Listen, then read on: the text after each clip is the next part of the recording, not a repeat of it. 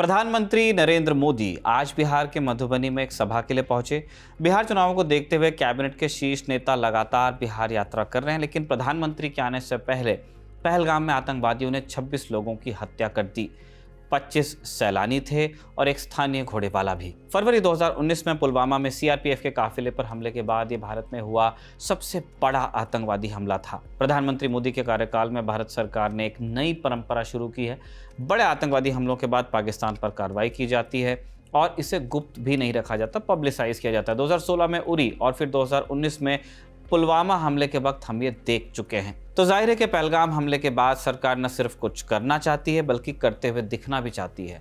हमने देखा कि प्रधानमंत्री बीच में अपना दौरा स्थगित कर देते हैं, दिल्ली लौट आते हैं सऊदी से। हाथों हाथ सुरक्षा मामलों की कैबिनेट समिति की बैठक भी हो गई और 23 अप्रैल की रात को भारत ने ऐलान कर दिया कि वो सिंधु जल समझौता या इंडस वाटर ट्रीटी को स्थगित कर रहा है। इससे तर और कदम भी उठाए गए, लेकिन सबसे बड़ा कदम यही है।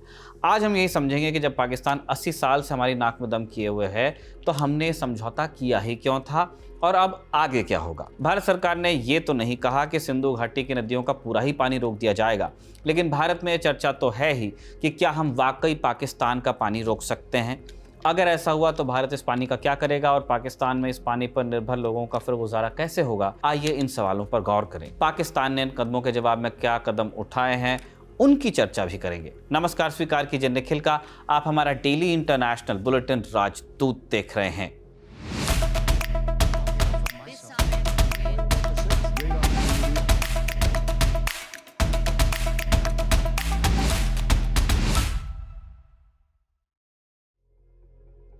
23 अप्रैल की शाम नई दिल्ली में सुरक्षा मामलों की कैबिनेट समिति या cabinet committee on security (CCS) की बैठक हुई। इसमें प्रधानमंत्री नरेंद्र मोदी, गृह मंत्री अमित शाह, रक्षा मंत्री राजनाथ सिंह, विदेश मंत्री doctor S Jaishankar, NS Ajit Doval और कैबिनेट सचिव TV सोमनाथन के साथ संबंधित मंत्रालयों के सेक्रेटरीज भी शामिल हुए। 2.5 घंटे तक चली बैठक के बाद रात को ही एक प्रेस कॉन्फ्रेंस हुई, जिसकी शुरुआत में ही विदेश मंत्रालय के प्रवक्ता रणधीर जायसवाल ने कह दिया कि कोई सवाल नहीं लिया जाएगा। इसके बाद विदेश सचिव विक्रम मिस्री ने उन कदमों का ऐलान किया जिन्हें 2019 के बाद से अब तक का सबसे बड़ा डिप्लोमेटिक रिटेलिएशन कहा जा रहा है। मिस्री ने कहा कि जम्मू कश्मीर में सफल चुनाव और आर्थिक तरक्की के बीच आतंकवादी हमला किया गया। इन आतंकवादियों के सीमा पार संबंधों को देखते हुए 5 कदम उठाए जाते हैं।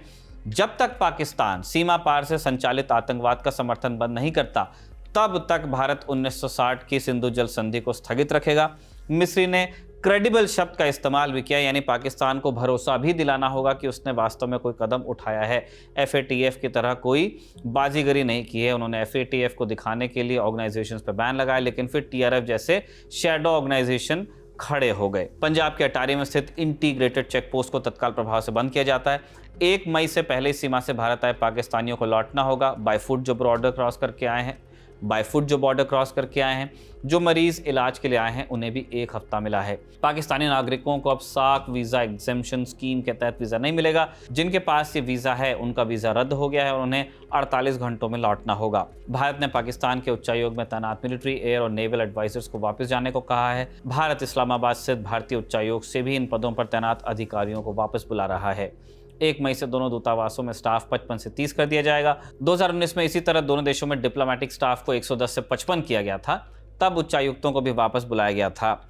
शुरुआत की थी पाकिस्तान ने अनुच्छेद 370 को निष्प्रभावी किए जाने के जवाब में। इन सारे कदमों में सबसे अहम फैसला था 1960 की सिंधु जल संधि को स्थगित करना। ये अहम क्यों थी, ये समझने के लिए हमें थोड़ा भूगोल और इतिहास देखना पड़ेगा। सिंधु नदी या इंडस तिब्बत से शुरू होती है। जैसे गंगा नदी होने के साथ साथ एक पूरा रिवर सिस्टम है, एक बेसिन से बहती है, इसमें उत्तर भारत की तमाम नदियां उससे मिलती हैं, उसी तरह सिंधु भी बहुत बड़े इलाके को सींचते हुए जाती है।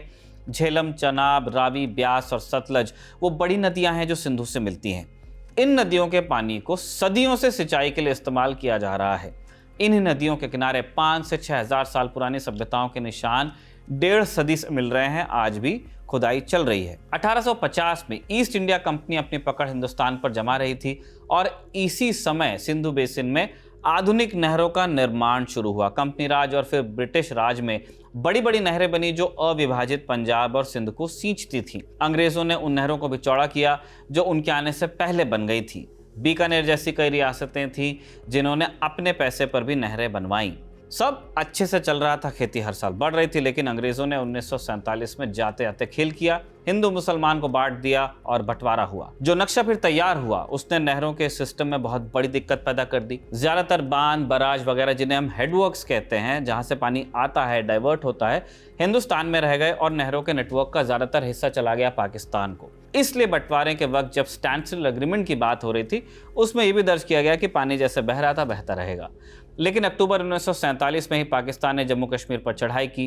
रियासत ने जब हिंदुस्तान से हाथ मिला लिया तब भी पाकिस्तान लौटा नहीं, युद्ध हो गया। सब समझ गए थे तब कि अब स्टैंडस्टिल एग्रीमेंट का कोई ज्यादा मतलब नहीं रह जाएगा। 1 अप्रैल 1948 से भारत ने कुछ जगहों पर पानी रोकना शुरू किया। गर्मियों की शुरुआत में पानी कम हुआ तो पाकिस्तान तुरंत हरकत में आया। 4 मई 1948 को इंटर डोमिनियन अकॉर्ड हुआ, जिसमें तय किया गया कि भारत से होकर पाकिस्तान पानी बहता रहेगा, लेकिन इस पर होने वाले खर्च की भरपाई के लिए पाकिस्तान को पैसे देने पड़ेंगे हिंदुस्तान को, क्योंकि इंफ्रास्ट्रक्चर की रखरखाव की ज़रूरत थी। एक सालाना पेमेंट तय किया गया, लेकिन ये भी जुगाड़ था, किसी समझौते की ज़रूरत थी ताकि एक परमानेंट सोल्यूशन आए। 1951 में डेविड लिलियंथल सिंधु घाटी का दौरा करने आए। वो अमेरिका में टेनेसी वैली अथॉरिटी और अमेरिका के एटॉमिक एनर्जी कमीशन के अध्यक्ष रह चुके थे। टेनेसी वैली अथॉरिटी 1933 में बनी थी और इसका काम था अमेरिका की टेनेसी नदी में बाढ़ को नियंत्रित करना, नेविगेशन का इंतजाम करना, यानी जहाज़ों का आना जाना सहज बनाना, और आसपास बसने वाले किसानों को सिंचाई के लिए पानी देना। अब सेम यही काम हमें भी करना था सिंधु घाटी में, हमको और पाकिस्तान को। तो उन्होंने सलाह दी कि भारत और पाकिस्तान को मिलकर इंडस बेसिन का प्रबंधन करना चाहिए और इसके लिए वर्ल्ड बैंक से कंसल्टेंसी और पैसा लेना चाहिए, क्योंकि दोनों कंट्रीज का फायदा हो सकता है। उस जमाने में वर्ल्ड बैंक के अध्यक्ष थे यूजीन ब्लैक ने इस बात को आगे बढ़ाया और भारत पाकिस्तान ने हाइड्रोलॉजिस्ट और इंजीनियर्स का एक वर्किंग ग्रुप बनाया। वर्ल्ड बैंक ने 1954 में एक प्रपोजल भी दिया, लेकिन अंतिम समझौते में 6 साल और लगे और सितंबर 1960 में जाकर समझौता हुआ, जिस पर प्रधानमंत्री जवाहरलाल नेहरू और पाकिस्तान के राष्ट्रपति अयूब खान ने दस्तखत किए। तय हुआ कि जो विवाद होगा वो विश्व बैंक की मौजूदगी में निपटा लिया जाएगा, एक मैकेनिज्म बनेगा। इस समझौते के तहत सिंधु, झेलम और चिनाब को पश्चिमी नदियां माना गया जिनका पानी पाकिस्तान को मिलता, और रावी, ब्यास और सतलज को पूर्वी नदियां माना गया जिनका पानी भारत को मिलता। चूंकि ये सारी नदियां हिंदुस्तान से होकर ही पाकिस्तान जाती हैं और भारत अब समझौते के तहत कुछ पानी अपने लिए लेने वाला था, तो भरपाई के लिए पाकिस्तान में बांध बनवाए गए, तारबेला है, मंगला है, जिनके लिए पैसा वर्ल्ड बैंक ने दिया। समझौते के तहत एक परमानेंट इंडस वाटर कमीशन भी बना, जिसमें दोनों देशों से कमिश्नर बैठे। कमीशन ने कई विवादों का निपटारा किया है, लेकिन सभी का वो नहीं कर पाया। मोटा माटी हिसाब ये है, परसेंटेज ट्रीटी में नहीं लिखा है, हम समझ के आसानी के लिए आपको बता रहे हैं कि इंडस बेसिन का करीब 80% पानी, 70 से 80% पानी पाकिस्तान को जाएगा, बाकी हिंदुस्तान को। भारत की शिकायत रही कि जब जब वो अपने हिस्से के पानी के इस्तेमाल के लिए बांध बनाने की कोशिश करता है, तब तब पाकिस्तान संधि का हवाला देकर अड़ंगा लगा देता है। मामला कमीशन और फिर वर्ल्ड बैंक चला जाता है, आर्बिट्रेशन में जाता है, प्रोजेक्ट लटक जाता है, कीमत बढ़ जाती है। मिसाल के लिए किशन गंगा प्रोजेक्ट, ये कश्मीर के बांदीपोरा में आता है। झेलम रिवर सिस्टम के तहत आने वाली किशन गंगा को पूरी तरह नहीं रोका जाने वाला था। एक रन ऑफ रिवर प्रोजेक्ट था, एक छोटा डैम बनता कम हाइट का, जो अपने पीछे कोई बहुत बड़ी झील नहीं तैयार करता, नदी के बहाव से बिजली बन जाती। आपको पानी स्टोर नहीं करना, जितना पानी आ रहा है थोड़ा ही स्टोर होगा और वो हाइड्रो इलेक्ट्रिसिटी के प्रोडक्शन के बाद में नीचे बहा दिया जाएगा, वहां से पानी लेके कहीं और नहीं दिया जा रहा है। 2007 में इस पर काम शुरू हुआ, लेकिन 2011 में पाकिस्तान ने इसे इंडस वाटर ट्रीटी का उल्लंघन बता दिया, काम रुकवा दिया। इसके बाद मामला गया कमीशन के पास। कमीशन ने एक आर्बिट्रेशन कोर्ट का गठन किया। अदालत से फैसला आने तक बांध का काम रुका रहा।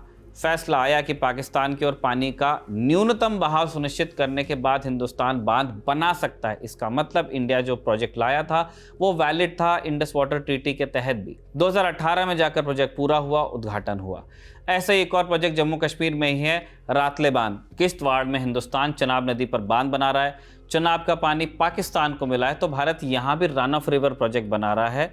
पूरी नदी को नहीं रोका जाएगा, ना पूरा पानी रोका जाएगा, सिर्फ जो बहाव है उसका इस्तेमाल किया जाएगा। 2013 में मनमोहन सिंह ने आधारशिला इसकी रखी प्रधानमंत्री की हैसियत से। तभी से पाकिस्तान इस प्रोजेक्ट को सिंधु संधि का उल्लंघन बता रहा है। पाकिस्तान फिर से कोर्ट ऑफ आर्बिट्रेशन के गठन की मांग करने लगा और भारत का कहना था कि आप एक न्यूट्रल एक्सपर्ट लेकर आइए, वो न्यूट्रल एक्सपर्ट ही बता देगा कि कौन सही है। और अंततः वर्ल्ड बैंक ने माना कि इंडिया कंस्ट्रक्शन जारी रख सकता है। सवाल पूछा जा सकता है कि जब सब कुछ समझौते में लिखा ही है तो पाकिस्तान बार बार आपत्ति कैसे लेता है। तो सीन ऐसा है कि पाकिस्तान की 80% सिंचित खेती सिंधु समझौते के तहत मिलने वाले पानी पर ही आश्रित है। पाकिस्तान की सरकार डर दिखाती है कि भारत अपने हाथ से आने वाली नदियों पर बांधों को बॉम्ब्स की तरह इस्तेमाल कर सकता है, जब परेशान करना है बाढ़ या सूखा ला सकता है। दूसरी तरफ भारत का कहना है कि 1965 में युद्ध हुआ, 1971 में युद्ध हुआ, 1999 में युद्ध हुआ, पंजाब में मिलिटेंसी आई, टेररिज्म आया, जम्मू कश्मीर में मिलिटेंसी आई, टेररिज्म आया, इतने सारे लोगों की जान गई। इंडिया ने कब बांधों से पानी छोड़ा बरसात में या फिर गर्मी में कब पानी रोका, जबकि भारत के कितने ही सारे प्रोजेक्ट्स अधर में लटके रहे, अरबों खरबों का नुकसान हो गया। तो इंडिया ने ये पूछा है कि उसने मिसयूज किया कब है IWT का। भारत ने प्रक्रिया का पालन किया है। जनवरी 2023 में जाकर, यानी 6 दशक बाद, भारत ने पहली बार कहा कि उसे संधि में कुछ बदलाव चाहिए। एक नोटिस सितंबर 2024 में दिया गया कि हम संधि पर दोबारा बात करना चाहते हैं, क्योंकि ऐसे तो भारत अपने हिस्से के 20 से 25% पानी का भी दोहन नहीं कर पाएगा, क्योंकि आप स्ट्रक्चर ही नहीं बनने देते हो। अब भारत के सामने एक बड़ी चुनौती थी। एक तो उसके बांध नहीं बन पा रहे हैं, दूसरा इस हमले के बाद भारत सरकार पर काफी दबाव है कि वो कुछ करे, इसलिए भारत ने सिंधु संधि को स्थगित किया है। क्या इसका मतलब यह है कि पाकिस्तान को एक बूंद भी नहीं मिलेगी? ऐसा नहीं है। हिमालय से आ रही 6 की 6 नदियों में, जिनका हमने नाम लिया, इतना पानी है कि उन्हें पूरी तरह से रोकना या पूरी तरह से डाइवर्ट करना आज, यानी कि अप्रैल 2025 में इम्पॉसिबल है। दशकों तक हमें बांध बनाने पड़ेंगे, नहरें खुदनी पड़ेंगी, तब भी कुदरत से जीतना बहुत मुश्किल होगा। और इसके लिए भारत को अरबों डॉलर खर्च करने पड़ेंगे, हजारों करोड़। फिर यह भी दिक्कत आएगी, इस पानी का आप इस्तेमाल कहाँ करेंगे? बहना नदी की नियति होती है, उसको पलटना टेढ़ा काम है। इंडिया क्या कर सकता है? इतना जरूर कर सकता है कि पानी का जो हाइड्रोलॉजिकल डेटा है, बेसिन का बहाव की जानकारी है, वो पाकिस्तान को हम रेगुलरली दे रहे थे, बंद कर सकते हैं। भारत में बन रहे प्रोजेक्ट्स की साइट पर पाकिस्तानी प्रतिनिधि मंडल आते जाते हैं देखने के लिए कि ट्रीटी का पालन हो रहा है कि नहीं स्ट्रक्चर्स में, उनको रोक सकते हैं। बांधों के नीचे लगे गेट्स को खोला जा सकता है ताकि उनमें जमा मिट्टी कम हो, जिसे डीसिल्टिंग कहा गया है। इस चीज़ को लेकर बहुत विवाद हुआ हिंदुस्तान और पाकिस्तान के बीच में। पाकिस्तान को इस बात का डर रहता है कि अगर आप बांध की डेड स्टोरेज, यानी सबसे कम लेवल के नीचे गेट लगाएंगे, तो इससे तो आप कभी भी पाकिस्तान में बाढ़ ले आएंगे। इंडिया का कहना है कि हिमालयन रिवर्स में सिल्ट बहुत आता है, बहुत मिट्टी बह के आती है, अगर हम वो गेट लगाएंगे नहीं तो बांध में तो मिट्टी ही मिट्टी भर जाएगी, फिर उसका इस्तेमाल क्या होगा। रही बात पाकिस्तान की, तो सिंधु संधि में ऐसा कोई प्रावधान नहीं है कि कोई पक्ष इसे खत्म कर सके यूनिलैटरली। लेकिन जब भारत ने कह ही दिया है, फॉरेन सेक्रेटरी का बयान है कि हम संधि को स्थगित कर रहे हैं, तो फिर भारत संधि के दबाव से भी मुक्त होगा। जो प्रोजेक्ट्स बनाने होंगे बनाएगा, बिना पाकिस्तान की परवाह किए। पाकिस्तान कोशिश कर सकता है इस चीज़ को इंटरनेशनलाइज करने की, आर्बिट्रेशन में जाने की, लेकिन जब इंडिया कह रहा है कि हम ट्रीटी को स्थगित कर चुके हैं, तो फिर पाकिस्तान के पास क्या रिकोर्स है, देखने वाली बात होगी। उनकी तरफ से कहा गया है कि ये वायलेशन ऑफ इंटरनेशनल लॉ है, लेकिन इंडिया तो उस ट्रीटी को ही मानने से इनकार कर रहा है। जाहिर है पाकिस्तान भारत के इस कदम से सकते में उन्होंने सोचा नहीं होगा। पाकिस्तान के पीएमओ के मीडिया सेल ने अपने बयान में कहा, पाकिस्तान की तरफ से पहलगाम के हमले पर चिंता जताई गई, मगर भारत द्वारा लिए गए फैसलों को एक तरफा, राजनीति से प्रेरित और इर्रिस्पॉन्सिबल बताया गया। इस बयान में वक्फ बिल, भारतीय मुसलमानों और कमांडर कुलभूषण जाधव का जिक्र है। 24 अप्रैल को पाकिस्तान के प्रधानमंत्री शहबाज शरीफ की अध्यक्षता में नेशनल सिक्योरिटी कमेटी की बैठक हुई। इस बैठक में पाकिस्तान के विदेश मंत्री, रक्षा मंत्री और सेना और प्रशासन के शीर्ष अधिकारी आए। पाकिस्तान ने इस मीटिंग के बाद जो फैसले लिए वो कई मायनों में भारत के फैसलों से मेल खाते हैं, कुछ अलग भी हैं, हम आपको सब कुछ बता रहे हैं। पाकिस्तान ने कहा है कि वाघा बॉर्डर को बंद किया जाएगा। पाकिस्तान में भारतीय उच्चायोग से सुरक्षा अधिकारियों को वापस भेजा जाएगा, हमने वैसे ही रिकॉल कर लिया था। और हाई कमीशन में स्टाफ की संख्या घटाकर 30 कर दी जाएगी, हम पहले ही कर चुके हैं। जो भारतीय नागरिक पाकिस्तान में हैं उन्हें 30 अप्रैल तक वापस जाने को कहा गया है। सार्क स्कीम वाले वीजा हमने रद्द किए, उन्होंने भी रद्द कर दिए। पाकिस्तान ने भारत से भिन्न जो बातें कही हैं, अब उन पे आते हैं। सिंधु जल समझौते पर रोक लगाने को पाकिस्तान ने एक्ट ऑफ वॉर बताया है। भारत ने सिंधु संधि स्थगित की तो पाकिस्तान ने 1972 के शिमला समझौते को स्थगित कर दिया। ये समझौता 1971 की भारत पाक जंग के बाद हुआ था, जिस पर भारत की तत्कालीन प्रधानमंत्री इंदिरा गांधी और पाकिस्तान के तत्कालीन राष्ट्रपति जुल्फिकार अली भुट्टो के हस्ताक्षर थे। इसी के तहत पाकिस्तान को 90,000 से ज्यादा युद्धबंदी लौटाए गए थे और जम्मू कश्मीर में जो सीज फायर लाइन को औपचारिकता दी गई थी, जिसके बाद उसे LOC कहा गया, लाइन ऑफ कंट्रोल, नियंत्रण रेखा। पाकिस्तान ने यह भी कहा है कि उसके एयरस्पेस से भारत के विमान या भारत द्वारा चलाए जा रहे विमान अब नहीं गुजर सकेंगे। उसका एयरस्पेस हिंदुस्तान के लिए बंद है। वेस्ट की तरफ जाने वाली फ्लाइट्स को वाया पाकिस्तान जाना पड़ता है। इसकी तरफ से रास्ता लंबा है क्योंकि आप हिमालय को क्रॉस करके चाइना के रास्ते नहीं जा सकते। इसके अलावा बंद किया गया व्यापार, वो चाहे सीधे भारत से हो या भारत के जरिए किसी तीसरे देश से होता हो। ये टिट फॉर टैट जैसा लग सकता है, लेकिन भारत के लिए शिमला समझौता स्थगित होना जितनी बड़ी समस्या हो सकता है, पाकिस्तान के लिए सिंधु समझौता स्थगित होना इससे कहीं ज़्यादा बड़ी समस्या बन सकता है। पाकिस्तान पंजाब से पानी चोलिस्तान डेजर्ट भेजना चाहता है, जहां पानी की कमी है। पाकिस्तान की फौज की थ्योरी है कि इससे कॉर्पोरेट फार्मिंग होगी, चाइना पैसा लगाएगा और कॉर्पोरेट फार्मिंग से पैसा बनेगा। इस खेती के लिए वही पानी इस्तेमाल होगा जो सिंधु समझौते के तहत पाकिस्तान को मिलता है। पाकिस्तान के पंजाब में इस प्रोजेक्ट का पहले विरोध हो रहा है। भारत ने सिंधु समझौता स्थगित करके पाकिस्तान की इसी नस को और दबा दिया है। अब पाकिस्तान को इस बात पर विचार करना होगा कि अगर भारत वाकई पानी के सप्लाई को प्रभावित करता है तो फिर पाकिस्तान में खेती का क्या होगा, उस पर आश्रित करोड़ों लोगों का क्या होगा और चोलिस्तान जैसे प्रोजेक्ट्स का क्या होगा। भारत आने वाले कई सालों तक पानी को पूरी तरह से रोकने की स्थिति में नहीं होगा, ये बात सच है, लेकिन पाकिस्तान की हालिया स्थिति को देखते हुए संधि के जाने का दबाव ही बहुत हो सकता है। देखना होगा कि पाकिस्तान इस मसले को सुलझाने के लिए क्या करता है और ये भी देखना होगा कि क्या भारत और भी कोई कदम उठाता है, कोई काइनेटिक कदम उठाता है जिसे लेकर खूब दबाव है कि कोई आक्रामक कार्रवाई की जाए। तो अभी भारत पाक संबंध कहाँ जाएंगे ये बताना बहुत मुश्किल है, क्योंकि जम्मू कश्मीर की कथित आज़ादी के नाम पर 25 भारतीयों की जान गई है, एक नेपाली सिटीजन की जान गई है। इनमें से एक सैयद आदिल हुसैन शाह भी थे, कश्मीरी घोड़ा चालक, जिन्होंने आतंकवादियों से लोहा लेते हुए प्राण दिए। आज भारत में 25 अंतिम यात्राएं निकली हैं, वो भी देश के अलग अलग हिस्सों में, और ये चिताएं जल ठंडी नहीं होंगी। आज का राजदूत यहीं पर कंक्लूड होता है। इसे सर्वेश ने रिकॉर्ड किया था अभिषेक की मदद से। आप देखते रहिए खबरगांव।